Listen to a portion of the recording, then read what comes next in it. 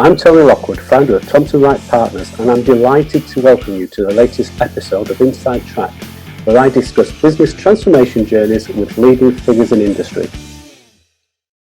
Today, I'm joined by Howard Tiersky, a New Yorker who is the founder and CEO of the Digital Transformation Agency. He has also recently published a book entitled Winning Digital Customers, and he will talk to us about the 5-phased approach outlined within the book on this podcast. So let me introduce you to Howard now. Hey, Howard, great to have you on the show. I think that you are our first guest from the US, so welcome. Oh, well, thank you for having me, Tony. And no hard feelings about the whole Revolutionary War thing. That's all in the past. Let's not talk about the war. The tea taxes, we've forgotten all that. Absolutely.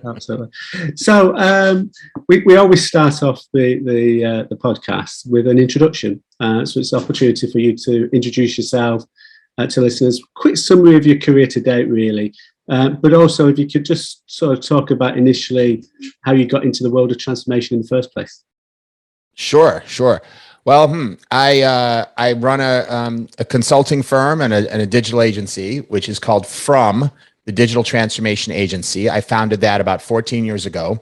Before that, I spent about 15 years with Ernst & Young Consulting and Capgemini, running digital practices for them. And of course, if you add up all those years, you realize that I was doing that quite early. So I was, had the good fortune to be working at a place like Ernst & Young Consulting that works with, tons and tons of global Fortune 1000 type brands at a time when everybody was just sort of realizing that there was this thing called the internet and maybe they should be doing something with it.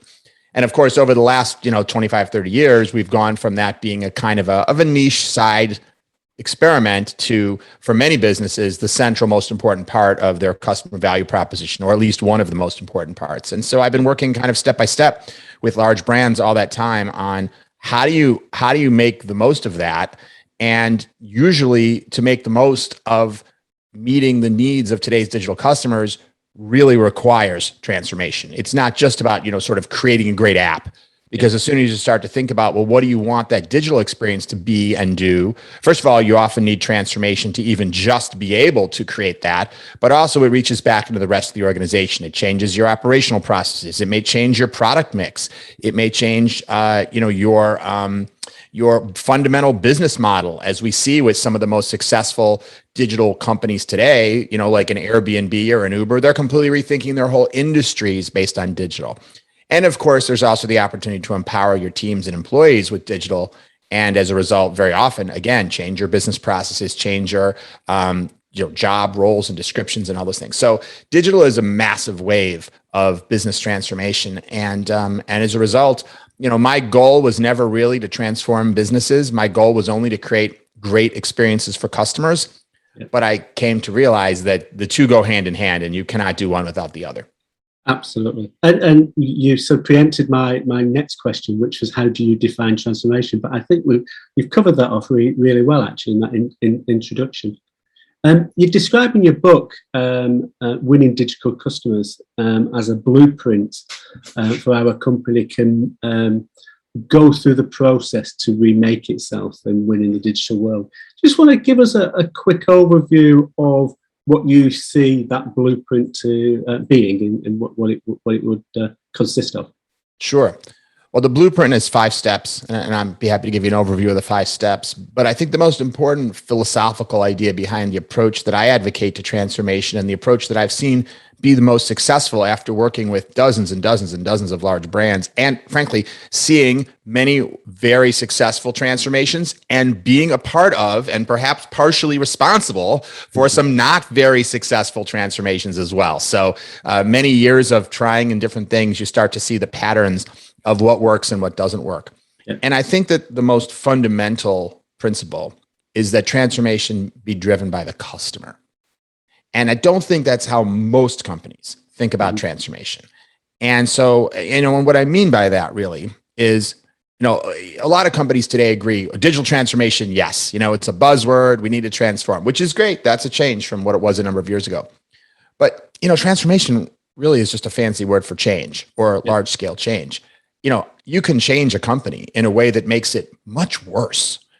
So change in and of itself is not inherently good.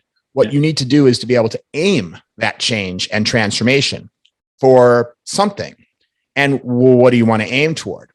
You aim for something that's going to make your business better. And what would be better? Well, usually that means growth, more revenue, higher profit margin, higher level of valuation of the company. So these are obvious things. But then you have to ask, well, but what does that, right? Because it's hard to aim a transformation, say our transformation is improve our stock price. Well, okay, but like, how do you get there? And the answer to that is almost always through the customer. Because when businesses transform in a way that create more value for their customer, make things more convenient for their customer, make them more desirable to their customer, make their customer less price sensitive, make their customer want to tell their friends about the business and stay with the business longer, all these things, these are almost always the primary factors that drive a business to success.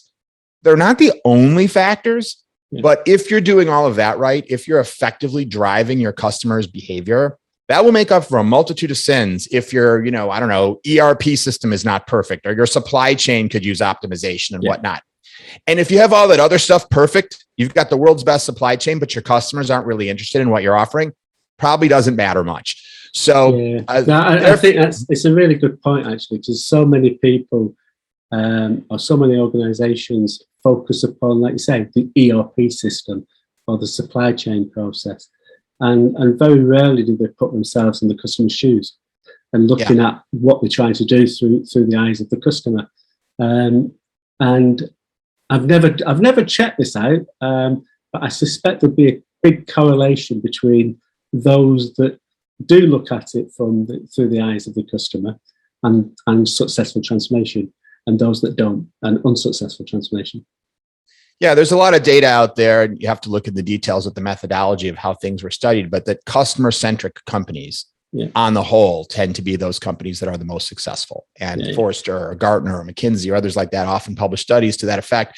And if you think about some of the companies that are the most successful, have seen the greatest growth, just anecdotally, Amazon, Apple, these are clearly companies that are very customer-centric and whose ongoing transformation is very much driven by meeting the needs of the customer. So, I think that that is, an idea that isn't necessarily at the heart, as you say, of a lot of transformations. It doesn't mean, by the way, that you don't need to redo your ERP system. You very well might, but it's a question of what's the means and what's the end.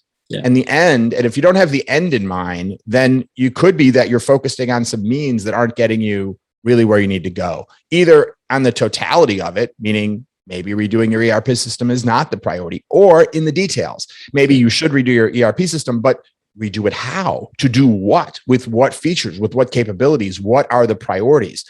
And understanding what's the customer's current experience and how are we trying to create a better one should be the rallying cry for everything, whether that's improving your technology or reorganizing your team or changing your KPIs, whatever you're doing, the end goal should be improve the value that you can deliver to the customer.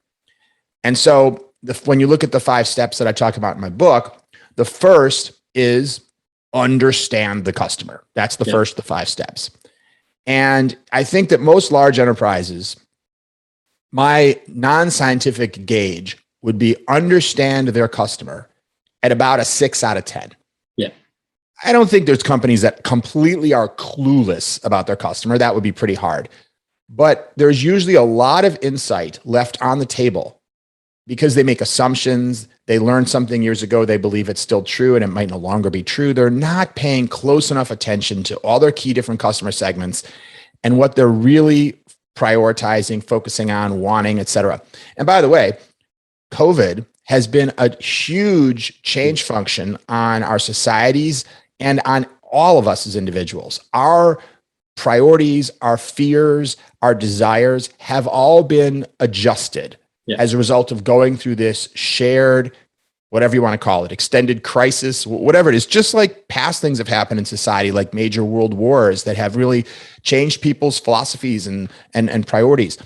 And so whatever you thought you knew about your customer before COVID, it's not necessarily 100% different, but it's shifted enough that your information is now out of date. And so in my book, I talk about a lot of research techniques. So how do you understand the customer? You can understand your customer from looking at data. You can understand your customer from talking to your customer, interviewing them, observing them, conducting different types of, direct research, like bringing them into a usability lab and having them go through your app and watching and seeing what problems they have.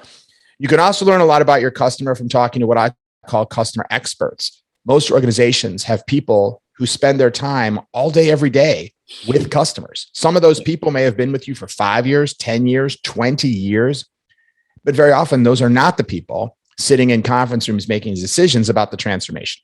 Yeah, it's interesting actually. In the UK, there's an organisation called Timsons, and the guy who's been running Timsons for many years has written a number of books, but it's all about this upside down style of management.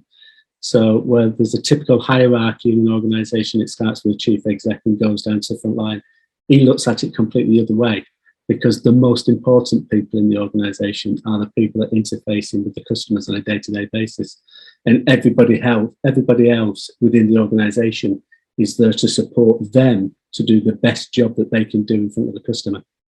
Yeah, I think that's a good insight. And clearly those people are important in a variety of ways, including the fact that if they're not feeling happy and inspired and enthusiastic, then that's going to be felt by the customer.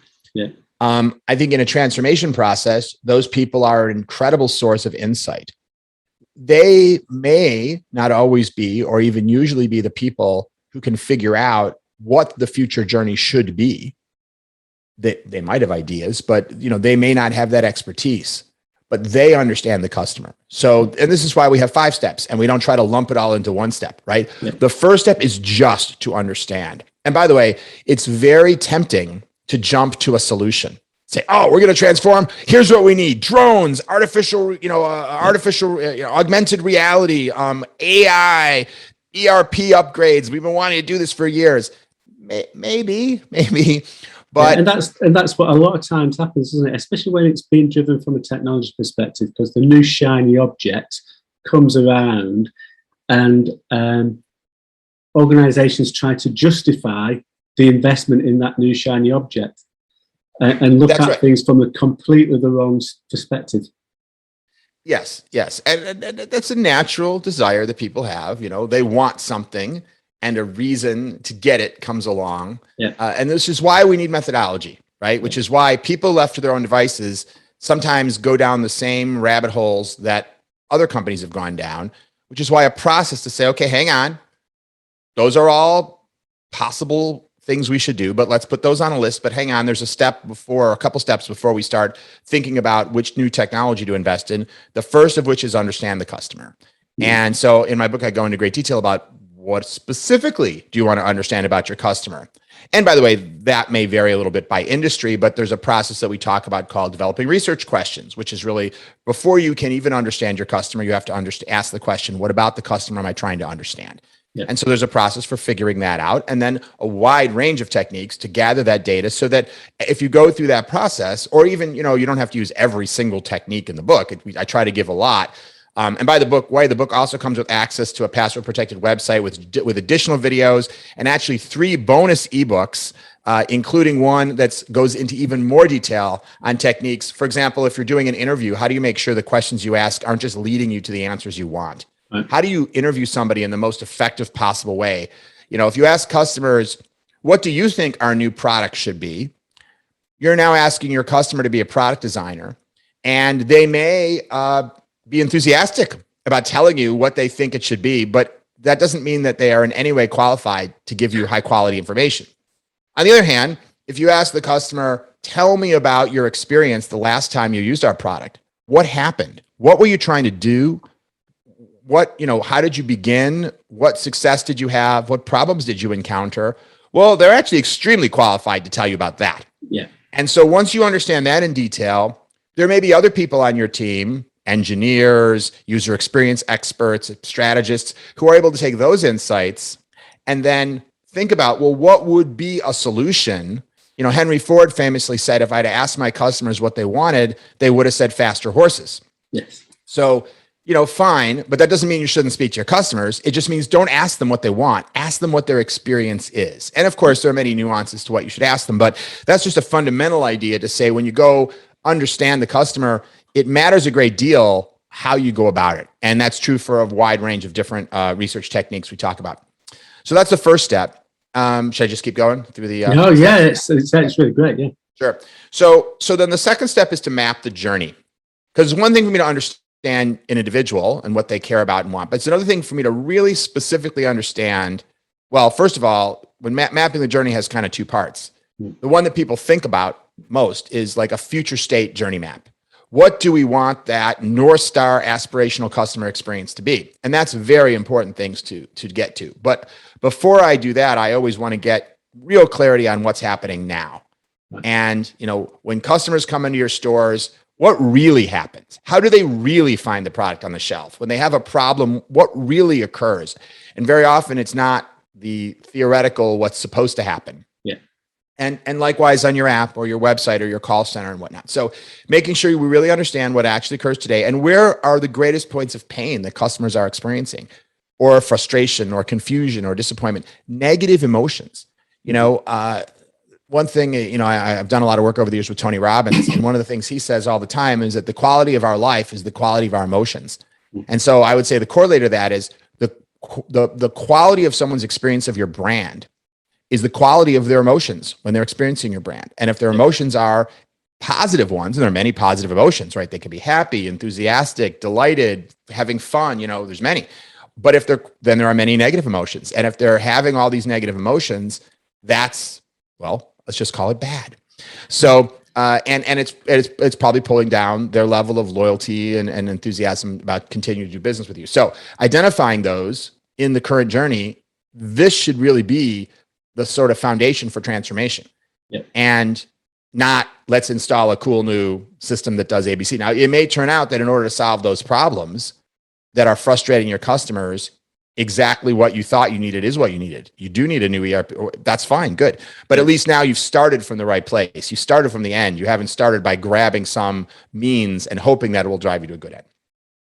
Yeah. Because again, all too often, if you go down the route of, let's having that North Star and defining very clearly what that is, you might get there and you're still having the same issues and the same problems, and still having a big percentage of your customer base not very comfortable with what they're experiencing and the emotional impact that has. Well, that's right. I mean, how many people launch a new product, and when they launch it, they're so excited about it. They've got this thing and they're like, I'm launching this. I love it. It's fantastic. I've got the first one off the production line. It's just what I envisioned the product would be.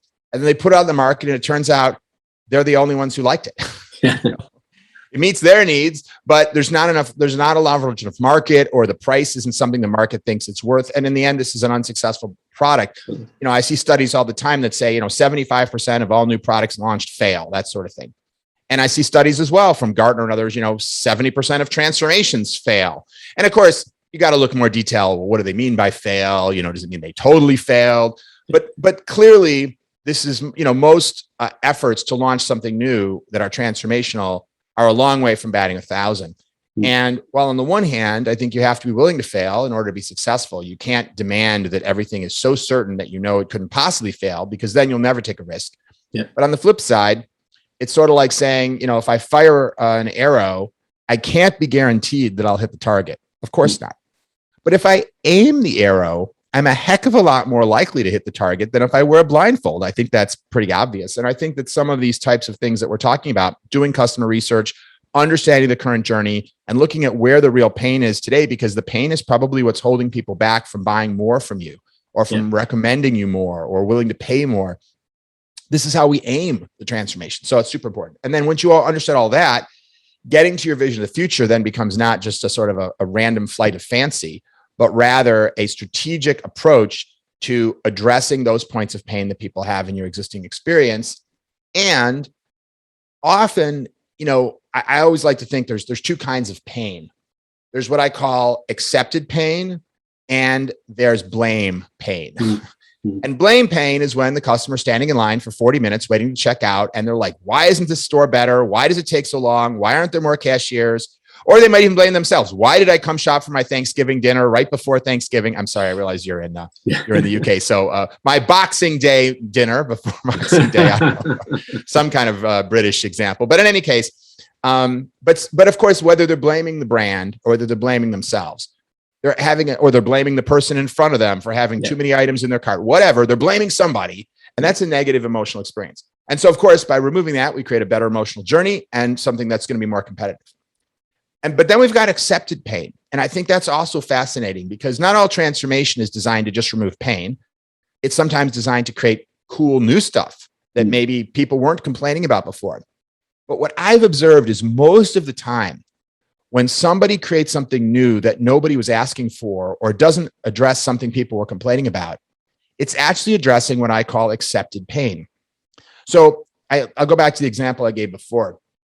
I blame somebody if I have to wait 30 minutes to check out at the grocery store.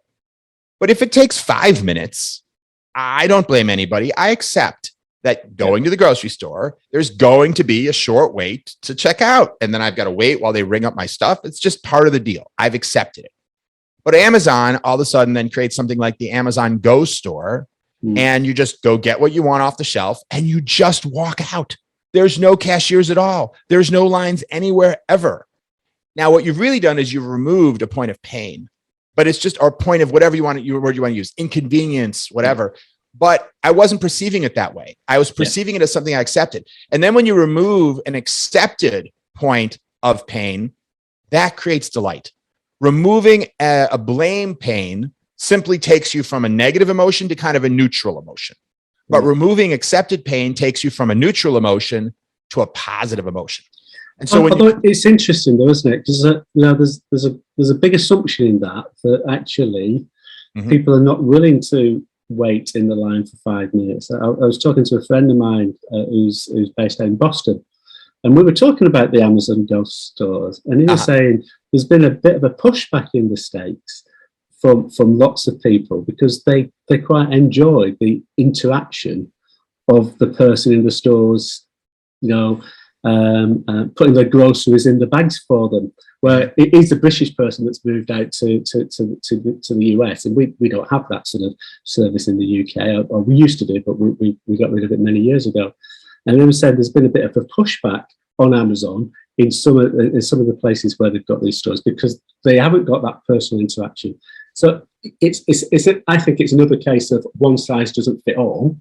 So you can't. It's very difficult to push people down everyone down a particular route. You need to have flexibility and options for people. But it comes back to that original point that you were talking about, isn't it? Put yourself in the shoes of the customer and make sure that you're meeting their requirements, not your perception of their requirements. Yeah. Well, that's interesting. And I hadn't heard that, and I can't speak to the differences in UK versus US culture too effectively, but I'd say this. You're absolutely right in saying that one size does not fit all. Having said that, there are people who still won't use an ATM card because they enjoy seeing the bank teller. There's a woman here named Fran Lebowitz. I don't know if you know her there in the UK, but she's I guess you could call her a comedian, but she's now in her 80s, I think. And there was just a whole documentary done by Martin Scorsese on HBO. I don't know if you guys have that over there. But one of the things that makes her so fascinating is that she won't use a computer. She won't use a smartphone. She rejects all of that. She still writes. She writes on an old typewriter, an electric typewriter. She's not gone all the way back to the manual typewriter. She will use an electric typewriter, and she's just a fascinating character because she's such an outlier. Yeah. And would she like an Amazon Go store? No, I don't think so. But there's just the one of her, exactly. Maybe there's a few dozen people like that running around New York City. So there's always going to be outliers, but I think I wouldn't ever bet against convenience as a business strategy. There are some people who will say, oh, I love my vinyl records. There's, nostalgia can play a role. Resistance to change is a factor in both internally at companies and with consumers. Absolutely. In fact, I did a live cast recently on, I think it was the 8 or 9 factors to consider when trying to assess whether something new is likely to replace something pre-existing. So, will digital currency completely replace cash, for example? And I won't go into all of that here. I spent 30 minutes on a live cast on it, but there are various factors, including, does it cost more money or less money? Is it easier or harder, et cetera? And one of them is a sense of nostalgia because people like very often what's in the past. But then again, those people eventually get old and die, and the next generation doesn't necessarily feel the same way. But I think in general, the 3 things that have time and time again been shown to be the hallmarks of companies that are growing today, not necessarily appealing to everybody, but growing, which means they appeal to a large percentage.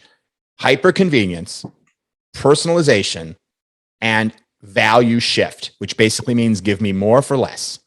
And if you can do those things, someone might come along and say, oh, but what about the lovely experience of standing in line? Yes, but I don't think that's going to be a majority. Right. Interesting. Okay, so I think we covered 3 of your 5. Do you want to quickly go through the other Actually 2, but I'll go through the others quickly. Okay. So the first was to understand the customer, and the second was to map the journey.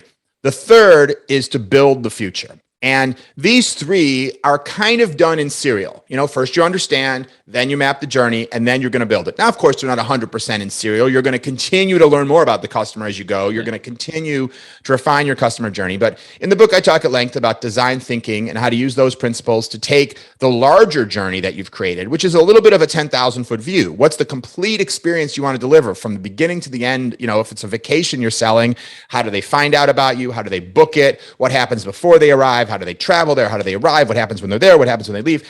To breaking that down into the individual components you need to create. Well, I need to create a reservation tool. I need to create an app for the agenda when people are there. Or I need to create a tool for this or that or the other thing. So now you've got all these discrete products you need to create that make up the journey.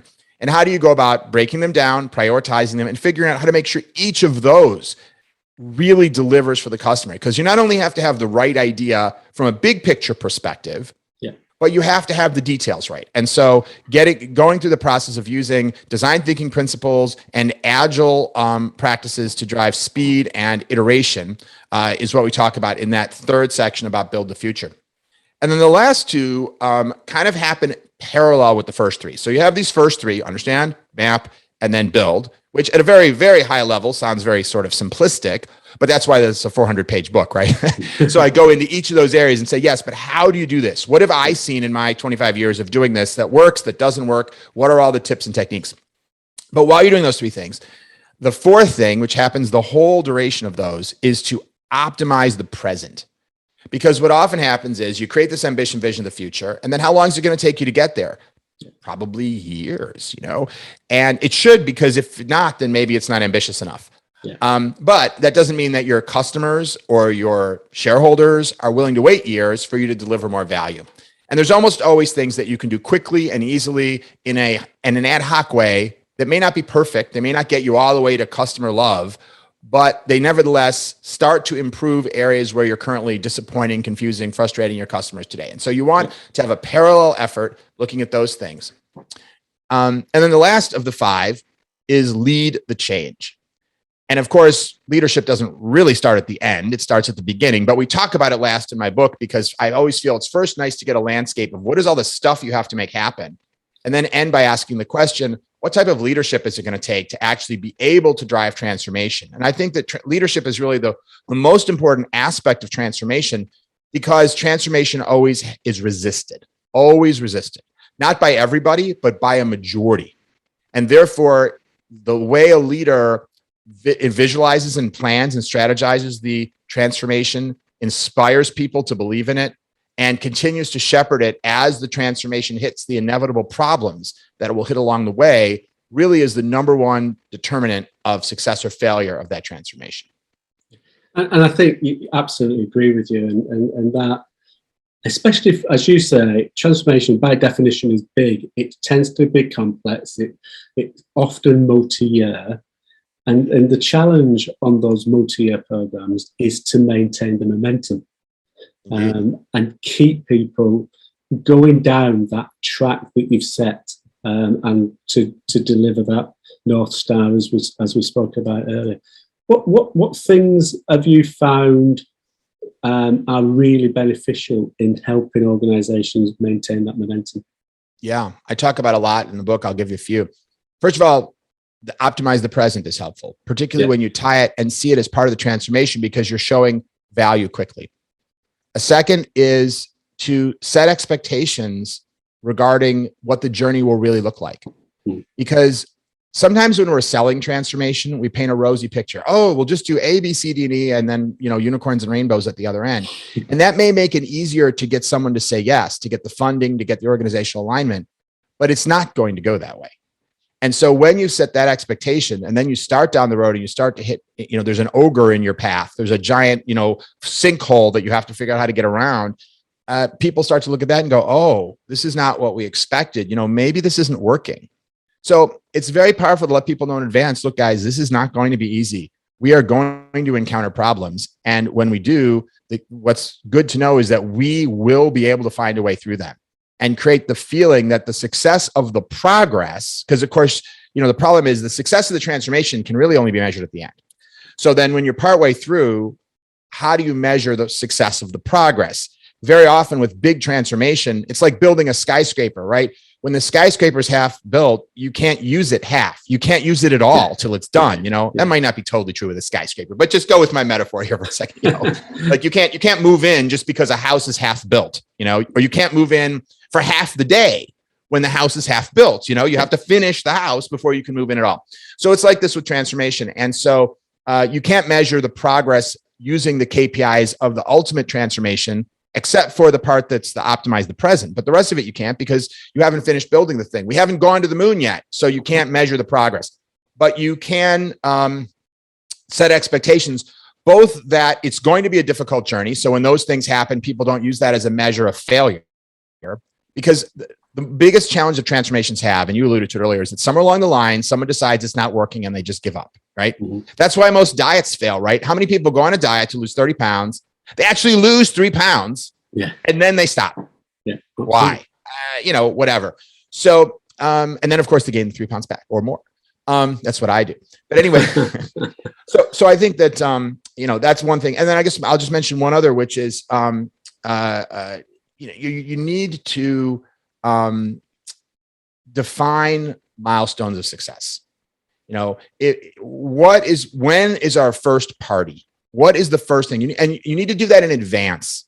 You need to say, we're building this new product and our first major milestone will be getting 1,000 paying customers. Now, maybe you're going to spend $100 million on this product and the customers pay $10 a month. So having 1,000 customers is a long way from a business success, but you define that in advance of a milestone and people can see it approaching. And when you cross it, they have this feeling of this is a milestone passed. And it's essential to do that in advance, because otherwise, if you get to 1,000 and you're like, we just got 1,000, we should celebrate that. Everyone's like, oh yeah, whoop-de-doo, 1,000 customers. Because it seems like you just invented that as a reason to celebrate because things aren't going well. But when you tell people in advance, this is how it's going to go. It's going to be a hockey stick. It's going to be slow growth until we reach certain inflection points. And then you can show them, look, we're on the hockey stick. It may not seem intuitively like major progress, but we are making that progress. Then people are like, oh, okay, we're on plan. So those are some strategies, and there are certainly many more. Yeah, interesting. And certainly the concept of celebrating mini successes, absolutely buy into. But I like the idea of setting them up ahead of schedule and showing them where those celebrations are going to be. And as you said, setting those milestones in place is a really interesting way of looking at it. And I'll give you one more. Like I say, there's many more in the book, but I'll give you one more, which is find an enemy. People love enemies. One of the reasons why we see so much military buildup around the world is because people feel like there's an enemy. We've got to create so much of the technology, as a matter of fact, that we use in the digital world today came about because of military, because someone said, well, we have an enemy. And that led to the development of, satellite imaging, which led to digital cameras. It led to the development of the internet. It led to the development of the microprocessor. All these things were funded by the government because of the perception of an enemy. Now, of course, that's kind of a negative thing, focus on an enemy. But, in business, we have competitors. Our competitors are ahead of us, because when you feel like you're in the middle of something where there's pressure, you're less likely to lose steam on something. If you're running around, if you're jogging to get healthy, you can jog for a mile and go, oh, I'm done. If you're jogging to get away from a lion that's chasing you, you're probably not going to stop, even if you're not sure it's going to work, because what the hell else are you going to do? So when people feel that there's that kind of a burning platform and an imperative, they may still feel like things aren't going quite right. We need to make a change, turn left, turn right. But to just stop the transformation, that doesn't seem practical. And I think that feeling of a burning platform or an enemy can also be very helpful. I agree. And I was talking to a client about this the other day, and we're using the analogy of a cliff edge. And if you burning platform, cliff edge, if you ever wanted an example of how quickly people can change, COVID was that. You know, in the UK, we went into lockdown, I think on the 23rd of March, 2020, and everyone stopped going into the office. Things, we went over the cliff. We had to change. Yeah. And the chief executive was talking to the other day. She was saying she's been able to change her organisation far quicker, within 6 months, significant change that would probably have taken her 2 or 3 years pre-COVID. Yeah. So because we now know that we can change if we have a demand to change. And all too often, as you said earlier, people put their head down at the point of change because they fear it. Crisis is a great driver of transformation. You know, that to use our weight loss example, you know, people struggle for years to lose weight. And all of a sudden, if they go to the doctor and he says, you know, we've just done a test, you're going to have a heart attack within 6 months and die if you don't lose 20 pounds. Look how fast that person loses 20 pounds, you know, because now they're in a crisis. So it's not fun to be in those types of situations, but when you want to look at the full toolbox, it's also not fun to have your company go out of business because you failed to transform, you know, so it's not necessarily manufactured when we have these crises. And we of course see today more than ever, so many great brands that are no longer in business because they failed to transform fast enough. Yeah, absolutely. So taking your 5 elements within the book, if you could only have one of them, you know, to drive forward, what? It's probably an unfair question, but which one do you think is the most important? Well, you know, the question makes me think of the fact that I also have 5 children. So if you ask me, you know, which one of those would I keep? You know, I guess what I would say is, if I have to pick one, it's a very mean question you've asked me, Tony, but if I have to pick one, I pick leadership. Because I think if you have great leadership without structure, people will become resourceful and they will figure out what to do. And maybe this is cheating on your question, but they will probably go get information about the customer and they will figure it out if they are sufficiently inspired and have strong enough leadership. Yeah, I agree. And if I had to pick one of those, it would definitely have been leadership, because a good leader can always create the environment to allow the other things to happen. The other things will struggle to happen if you didn't have that strong leader. But a close second is to understand the customer. Because if you've got a great military leader who everyone is following, but he doesn't actually have a good map, doesn't know where the enemy is, doesn't know where the landmines are, they may follow him right to their deaths, you know? so that's quite important. Positive note. Right. Sorry. It's okay. So, well, I suppose the final question from my perspective, where can people get the book? Sure. Well, you can probably find it most places. Out there, you can certainly get the Kindle book. You know, I don't know if you can order the physical book from Amazon in the UK or not, to be honest. But if you go to the book also has a website, which is winningdigitalcustomers.com. And if you go there, you can get links to all the places you can get the books from, you know, Barnes & Noble and Amazon and other places. It's in the normal book distribution chain, as well as download the first chapter for free. So if you're interested in the book, that might be a good place to start. Check out the first chapter and hopefully you'll love it so much you want to keep reading and get the whole book. Brilliant. And if anyone's got any questions or comments, are you quite happy for me to collate? Well, you know, the best way to find me is on LinkedIn. I'm very active there. I post a ton. I do videos every week. I have a new LinkedIn newsletter that I just launched. So you can look me up, Howard Tiersky, Tiersky on LinkedIn. And that is where I hang out most of the time. Brilliant. Well, we'll put links to the book and the website and your LinkedIn profile on the show notes. So wonderful. Sounds with great. that, Howard, thank you very much. It's been insightful and really great session. So thank you very much. Well, thank you so much for having me. Howard, what a great podcast. Thank you very much for your time and for the insights that you have shared. The Transformation Leaders Group is continuing to grow, and we have recently launched the 1% Club. So if you're a freelance consultant looking to transition into the world of consultancy, reach out to us and schedule a one-to-one strategy session where we'll go in depth looking at what it will take to make that transition successful. Thank you very much for listening. Bye for now.